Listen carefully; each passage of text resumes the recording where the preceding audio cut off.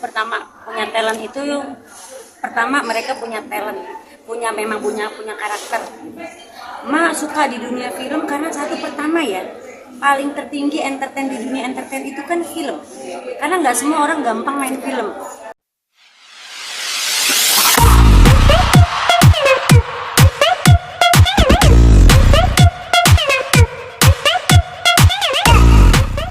Tiga bawang dulu ya.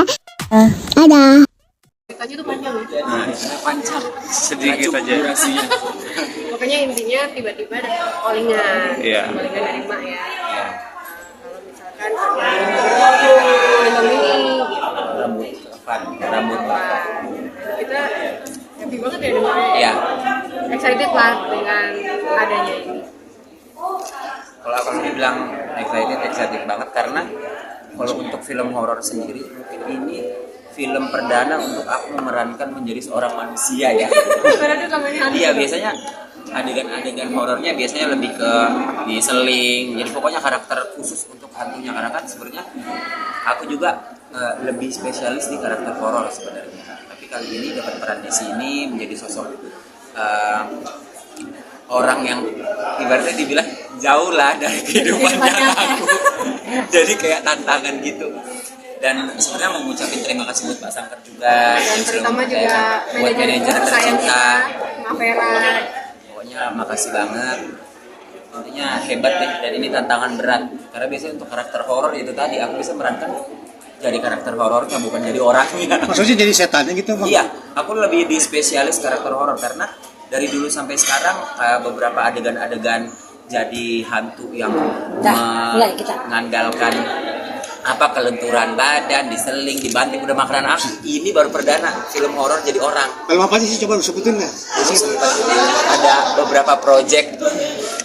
Gimana istilahnya, Jembatan Ancol dulu yang Reborn. Kalau itu jadi gantiin Ozi Saputra, Pape Ozi sempat. Terus ada beberapa film, sebenarnya aku nggak mau nyebutin judulnya karena udah tidak baik-baik saja dengan pihak yang sono dulu, jadi tidak jadi tayang juga.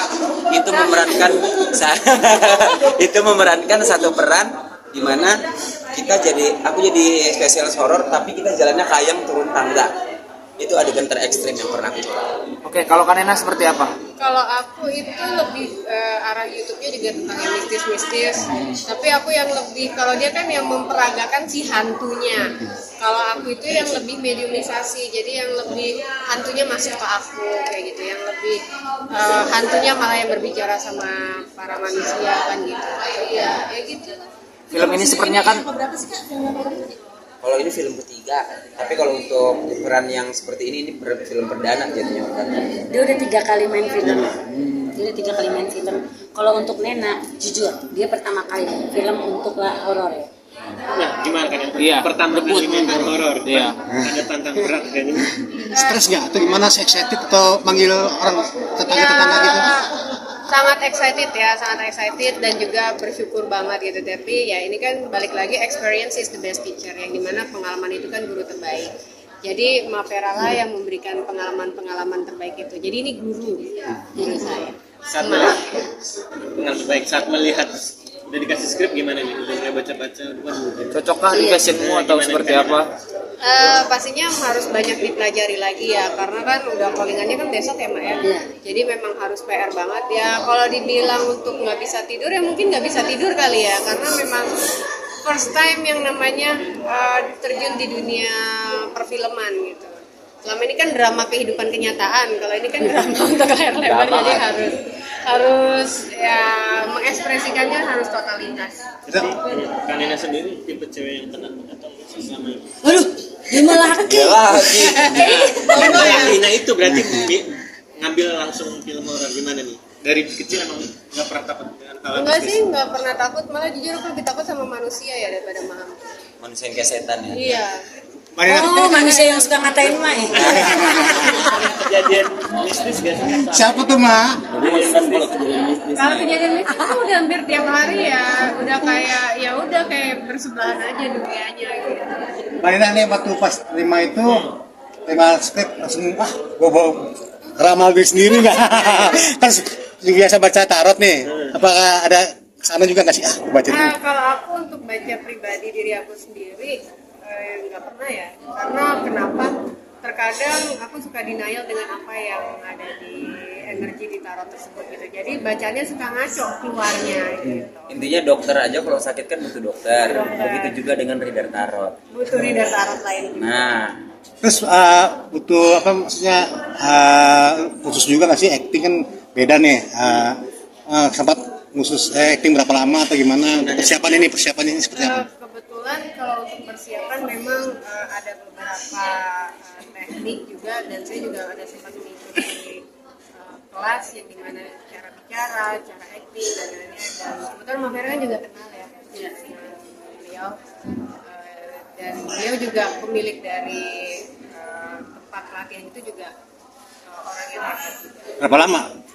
Itu aku sekitaran setahun karena aku mengikuti 2 pelatihan. Mak memilih Nena dan Bang Bule untuk bermain di film ini. Apa sih Mak yang menurut Mak bisa cocok nih di Nena atau Bang Bule di film ini? Kalau Mak sendiri gini, karena Mak dari dulu pertama punya talent itu, pertama mereka punya talent, memang punya karakter. Mak suka di dunia film karena satu pertama ya, paling tertinggi entertain di dunia entertain itu kan film. Karena nggak semua orang gampang main film. Ini dijadikan portfolio buat mereka, dijadikan pengalaman buat mereka. Jadi ada sisi kebanggaan emak buat Bule sama Nena bisa dapat film itu, udah kebanggaan buat manajer. Karena nggak gampang untuk film itu, bener nggak sih? Paling nggak gampang loh, layar lebar itu nggak gampang dan nggak mudah banget. Berarti karena sangat Iya, bersyukur. ketemu Ma. kalau dibilang bersyukur karena dari dulu saya belum terjun di dunia entertain saja, almarhum kan sudah menjadi idola saya, dan intinya sudah bisa diterima di manajemen ini satu kebanggaan yang luar biasa, karena itu adalah sesuatu yang saya impikan tapi tidak pernah saya harapkan, tapi Tuhan kasih jalan di sini gitu kan. Gimana rasanya kalau misalkan kalian punya idolanya sudah nggak ada, tapi kalian dekat sama seseorang yang telah mencetak idola itu untuk menjadi bintang. Jadi mimpinya kan bisa nggak ya, kalau untuk menggantikan almarhum tidak mungkin ya, karena almarhum tetap jadi legend. Semua orang kayak misalkan untuk menggantikan sosok Mak Vera agak sulit. Kenapa? Ada emak pasti ada nama Olga, ada Olga pasti ada nama emak, begitu juga seperti itu. Kalau Bang Bule persiapannya seperti apa nih Bang Bule? Untuk Persiapan main film ini. Sebenarnya kalau persiapan untuk skenario, jujur aku mungkin akan baca ulang lagi, baca terus lagi, karena di JMI nggak ada stopnya. Di JMI nggak ada stopnya. Terus nggak ada berhentinya nih. Nah, untuk Kanena sendiri gimana? Akhirnya main film atas semuanya juga ya. dari Ma ketemu Iya. Ma, dan Ya, gimana bersyukurnya? it's so grateful ya, aku sangat senang sekali dan sangat bersyukur sekali dengan Ma, karena kita juga bertemunya di sushi ya Ma. Karena sama-sama senang sushi, sama-sama senang sushi. Jadi ada sama-sama kecocokan aku sama emak gitu. Dan aku juga nganggap emak ini bukan hanya sekedar manajer aja, tapi memang tempat curhat, tempat ngadu, tempat diomelin emak juga kan gitu. Jadi memang bukan manajer aja, jadi sosok ibu yang mengayomi anaknya gitu. Jadi kalau ada berita tuh bilang Mak Vera ngomelin, ya kan, ngomelin anak-anaknya, tanya sama mereka, pasti ada salahnya. Nggak mungkin emak marah-marahin anak emak kalau nggak ada salahnya. Ya bener nggak? Ya dia ada salah mau Tapi ngomelin. kalau emak itu sebenarnya tipikalnya kalau dia lagi ngomel, berarti itu lagi candaan. Soalnya kalau dia marah, dia pasti diem. Nggak dibalas WA ya? Enggak, dia nggak akan balik. Pokoknya dia diem. Jadi kalau misalkan ada kata-kata kasar, bla bla bla bla, mungkin itu beritanya yang dibalik. Karena selama kita tahu kalau ada keluar kata-kata kasar, itu lagi candaan. Kalau dia marah, diem. Biasanya nomelnya apa sih Mak? Dan aku nggak, kadang-kadang gini, anak-anak ini kadang-kadang komunikasi aja sih, sebenarnya masalah komunikasi antara manajer dan artis itu akan terjalin sangat indah kalau ada komunikasi yang indah, gitu loh. Komunikasi antara anak dan ibu, artis dan manajer itu satu kesatuan yang memang nggak bisa dilepas, gitu. Kayak pada saat aku sama Olga, boleh jujur, teman-teman juga tahu, asistennya semua juga pada tahu, Olga itu setiap malam dan setiap hari, setiap dia pulang dari salah satu stasiun TV, itu pasti pulang dia akan telepon Mak setelah dia sholat. Dia mandi, setiap sholat dia langsung cerita, gua hari ini begini, dan tiap hari. Kenapa Mak sama anak-anak Mak yang sekarang juga seperti itu? Karena biar dapat chemistry-nya. Lu keluhannya apa sih? Ada masalah apa sih? Itu loh yang Mak mau. Jadi jangan sampai ada omongan di belakang lagi, beritanya jelek lagi. Aku lebih baik kalian kalau udah nggak nyaman ngomong sama emak, kita duduk bareng. Nggak usah ngomong di belakang yang ujung-ujungnya nanti jadi fitnah. gitu. Ngasih tahu anak-anak, bener nggak? Kalau nggak seneng ngomong deh sama emak, daripada ngomongin emak di belakang capek. Yang ada ntar malah rezekinya seret. Karena apa? Karena kita ini yang nyari di depan untuk cari duit, anak kita ngomong di belakang kita. Ya Allah tahu, aku nggak tahu, tapi Allah tahu. Gitu loh. Jadi lebih baik mendingan keluar baik-baik, tapi nggak usah saling ngomongin gitu loh. Intinya kalau orang tua maunya itu aja. Bertahun-tahun belakang masih dinyindir ini. Kalau kayak gitu udah salah. Maksudnya gini, aku tidak mau menyalahkan orang lain, tapi itu sudah mungkin sifatnya orang. Benar ya? Aku nggak mau bela diri. Aku tetap aja aku bela dirinya sama Allah aja deh. Jadi boleh jujur sampai sekarang ini dijatuhin berulang kali mak dijatuhin. Mungkin kalian juga pada tahu lah. Kalian juga tahu lah berita mak seperti apa. Tapi kalian boleh lihat nggak posisi mak tetap berdiri sampai saat ini. Alhamdulillah konser Dewi Persik berjalan nanti tanggal 20, ya kan? Tanggal 17 Juni 2023 di Singapura. Jangan sedih, MVJ itu Mavera Jamil Entertainment itu nama saya. Jadi mau dijatuhin berulang kali sama manusia, kata Allah, lu enggak kok, lu mau bantuin orang-orang kok. Maaf lu, ini anak-anak talent baru emak ini kita ngangkatnya dari nol. Begitupun yang ngatain emak juga ngangkat dari nol. Emak lebih bangga kalau misalkan orang itu yang tadi nggak dilihat orang jadi lihat orang. Contohnya Olga. Dari orang nggak ngelihat Olga, dari orang nggak ngelihat Dewi Persik, daripada orang nggak ngelihat Saipul Jamil. Boleh jujur, ayo, emak mulai dari itu. Ini kayak mereka ini. Nggak ini tahap proses untuk menjadi seseorang bintang. Ya kayak begini dulu. Ya nggak ada yang dibayar, ada nggak dibayar. Jadi jangan dibilang uangnya dimakan emak. Tapi dia dibayar dong, Mak. Bayar. Oh, bayar. Kalau sistem sekarang, Mak, justru biasanya udah tahu fee-nya, tapi pihak klien belum bayar. Jujur saya pernah dibayar duluan. Mungkin trauma kali ya. Sampai megangin tas aja dia nggak mau banget tasnya dipegangin. Trauma asli demi Allah trauma. Ini anak-anakku kan mungkin kasihan lihat aku tasnya ini satu gitu aku pegang gitu. Mereka mau megangin, jangan taruh ngatain gue lagi gitu. Bener. Sekarang jadi kayak gitu, jadi jangan taruh ngatain gue lagi megangin tas gitu. Gak mau, jadi takut. Jadi mungkin trauma orang itu memang bagi orang lebay lu enggak. Coba kalian ngerasain posisinya seperti ini. Itu cara menggembleng anak-anak baru ini sama yang dulu almarhum. Sama kok, sama. Kita saling ngobrol. Nggak suka omongnya mama. Kalau mak salah ngomongnya sering kayak gitu. Cuman kadang-kadang banyak kompor. Tau nggak kompor? Yang ngomporin yang tadinya anak kita baik-baik aja. Jadi lu pergi dari emak. Kalau lu pergi dari emak kan nama emak jelek lagi. Lu keluar lu dari emak biar nama emak jelek lagi. Itu loh kompor. Jadi yang aku tahu bahwa gini, orang-orang kompor seperti itu aku yakin Allah nggak akan pernah tidur. Orang itu tidak akan pernah maju di depan saya selagi saya masih ada di depan. Udah itu aja sih, karena ada Allah aja sih. Saya sekarang patokannya Allah aja, dia bukan sok suci, cuman memang lagi belajar untuk menjadi yang lebih baik lagi aja gitu. Saya tetap manusia, pasti ada salahnya. Ya, kamu lihat deh, berapa kali emak dijatuhin, berapa kali berulang kali gedebuk. Untungnya anak emak, suami emak, orang tua emak kuat. Termasuk emak depresi sampai berapa tahun ya emak? Lama. 3 tahun anak emak sampai tahu. Anak emak tuh ngedampingin emak. Sampai ketemu orang banyak, gue takut. Itu loh keganasannya pembulian itu. Jadi untungnya nggak bunuh diri aja. Udah itu aja. Karena pembulian itu sangat sakit gitu, karena gini, gue tinggal sama lu lama, gue sayang sama lu tinggal di rumah gue, lu ngatain gue gitu, itu doang sih. Sabar. Assalamualaikum.